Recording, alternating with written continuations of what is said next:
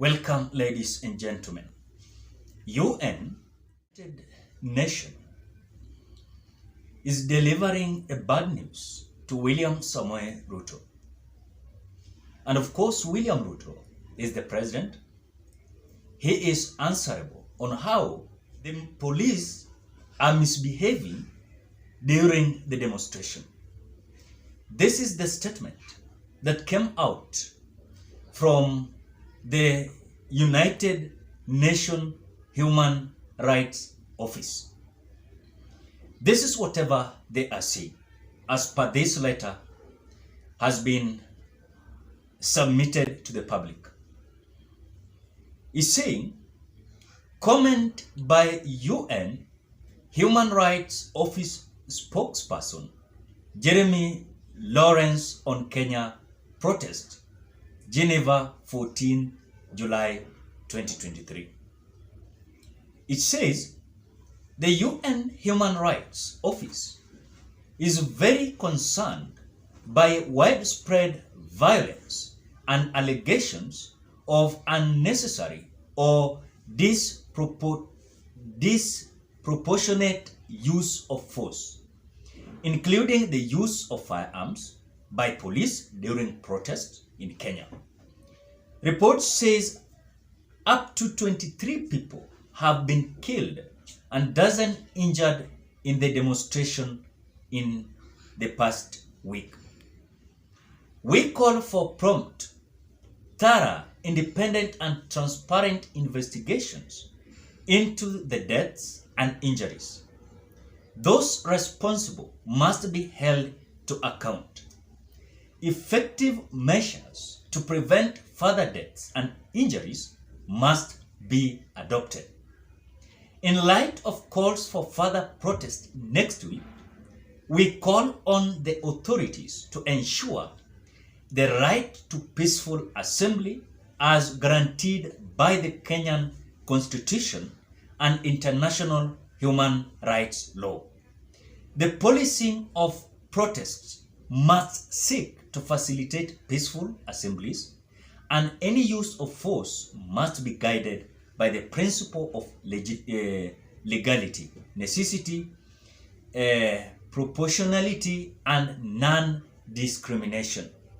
Firearms should never be used to disperse protests. We appeal for calm and encourage open dialogue to address social, economic, and political grievances with the aim of identifying last solution in the interest of all Kenyans. This is the address from the United Nations. Ladies and gentlemen, I have always opined in this channel. You like it, you don't like it. You cannot find a peaceful demonstrators, picketers, who are on the street. They are not destroying anyone's property. They are not creating violence. They are not creating chaos. Then at that moment, the police officers will just come out with a kind of so disparate kind of behavior of dispersing the demonstrators through tear gas, using live bullets.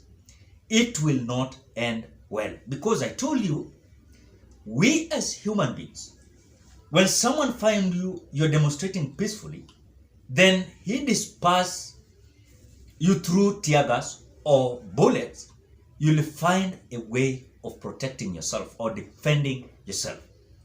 And this why you find that when you find that a group is demonstrating, then police officers at that moment they disperse the demonstrators through tear gas and live bullet.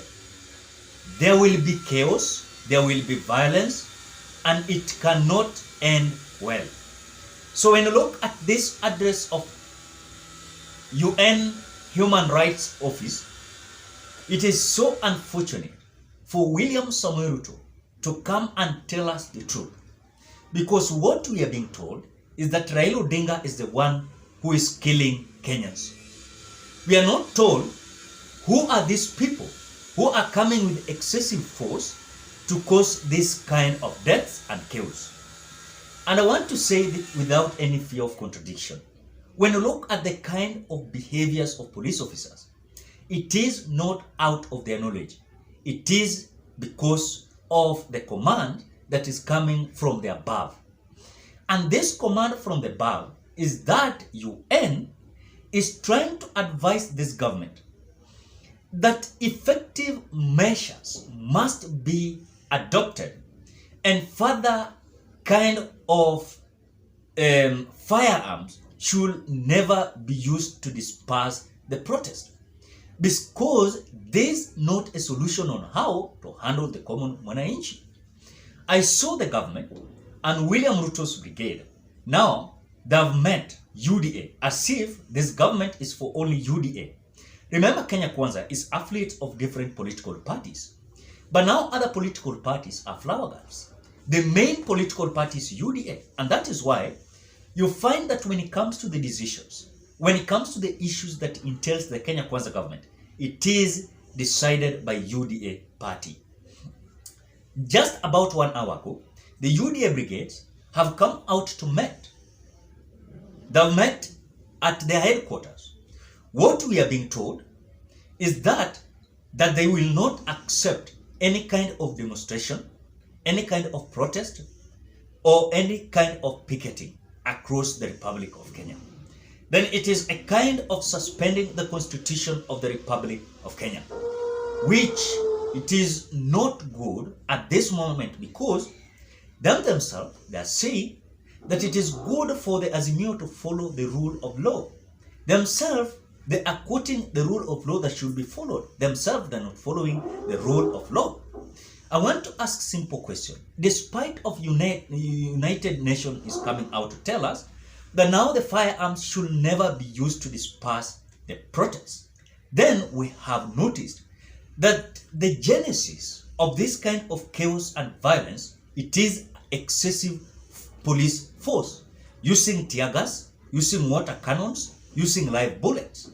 And that is what is orchestrating the kind of demonstration in the Republic of Kenya. As Azimio is announcing that next week we are going to have demonstrations starting on Wednesday, Thursday, Friday, it is accepted under the Constitution of the Republic of Kenya, under Article 37, that anyone is allowed to demonstrate, picket, peacefully and armed. But what we are seeing with this government is that they don't want any kind of frustration, because what we are seeing now, that Kenya Kwanza government is in denial. And that point they realize that they are in denial. The hustler narrative kind of ideology they brought in as they were campaigning is now not adopted by Kenyans. It is outdated. So they are kind of way looking forward to look at some issues and so that this hustler narrative should not arise again, because Kenyans they do not accept this kind of narrative.